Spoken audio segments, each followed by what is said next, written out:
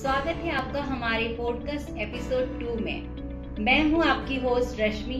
आज हम बात करेंगे यूनियन बजट 2024 के बारे में। आज हमारे साथ हैं CA, CS, MBA और SEBI registered investment adviser Shri Niranjan Goyal ji. 2024 union budget में हम क्या उम्मीद कर सकते हैं? एस्टिमेटेड बजट क्या है?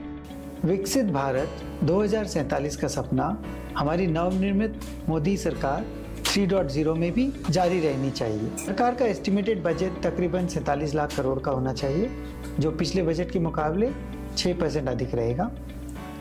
इसमें रेवेन्यू का जो एक्सपेंडिचर रहेगा वो खर्च तकरीबन 3 से 4% बढ़ना चाहिए, जबकि जो कैपिटल एक्सपेंडिचर है उसमें तकरीबन 16-17% की वृद्धि होनी चाहिए। तो सर, फिस्कल डेफिसिट के बारे में मार्केट की क्या एंटिसिपेशन है? बाजार अपेक्षा कर रहा है कि फिस्कल डेफिसिट 5% के कम रहे। अगर आप ओवरऑल सिनेरियो देखिए तो इंटरेस्ट रेट कम होने चाहिए और मार्केट में एक पॉजिटिव मोमेंटम उसके चलते भी आ सकता है। तो ओवरऑल एक और हायर मार्केट की हम उम्मीद कर सकते हैं। स्टॉक मार्केट में ट्रेडर्स और इन्वेस्टर्स टैक्सेस के जरिए कैसे इकोनॉमी में योगदान करते हैं सर? दरअसल STT, GST, transaction tax, long term capital gain, short term capital gain, कई तरह के टैक्सेस इन्वेस्टर बेयर करते हैं। इन सब टैक्सों के जरिए तकरीबन 12% हमारी टोटल इकोनॉमी का रेवेन्यू शेयर आता है गवर्नमेंट को।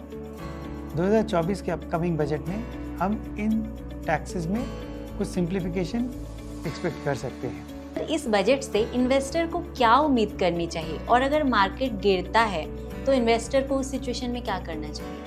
कुल मिला के हम एक स्टॉक मार्केट के बुल रन में चल रहे हैं और 2024 में अगर किसी भी कारण से स्टॉक मार्केट गिरता है तो हमें इसे एक खरीदारी का अवसर समझना चाहिए।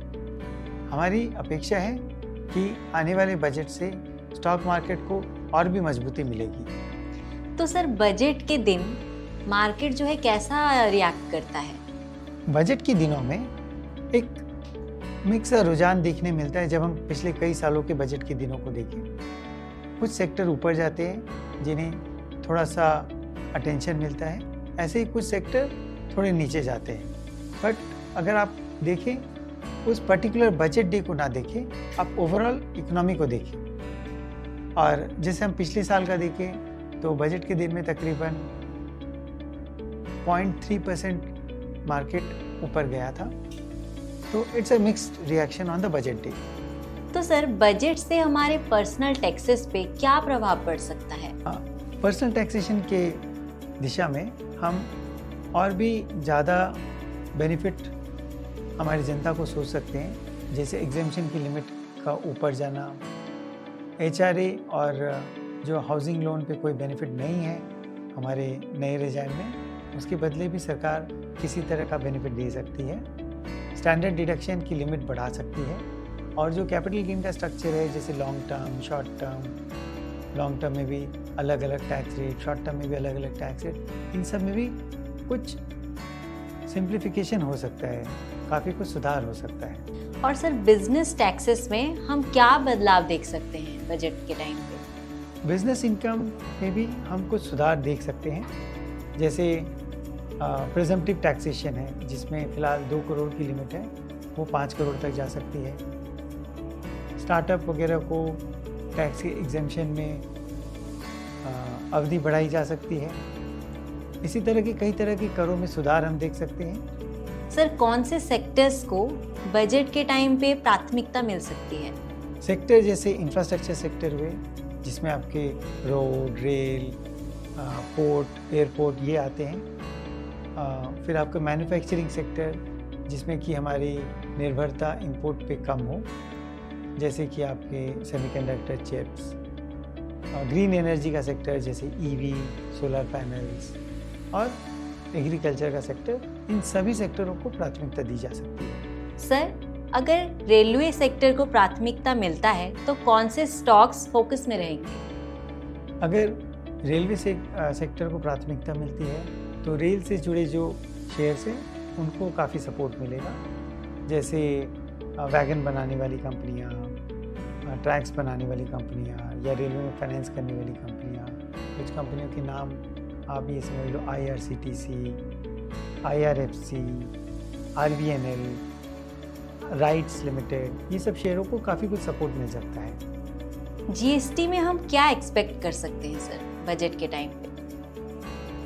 जीएसटी का कलेक्शन काफ़ी अच्छा रहा है।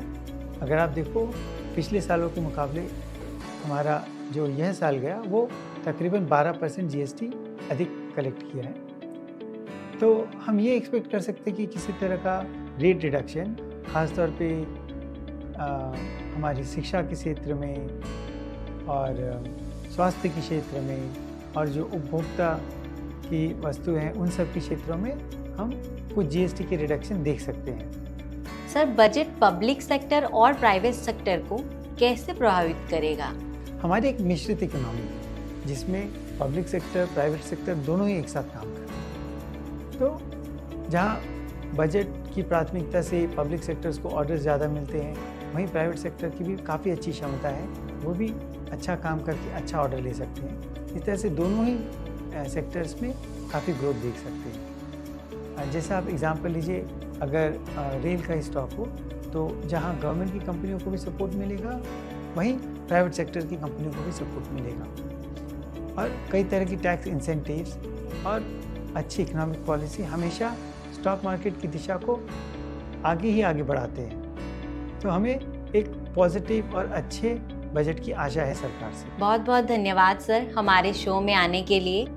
धन्यवाद रश्मि दली। और दर्शकों से निवेदन है कि हमारे चैनल को सब्सक्राइब करें, लाइक और शेयर करें।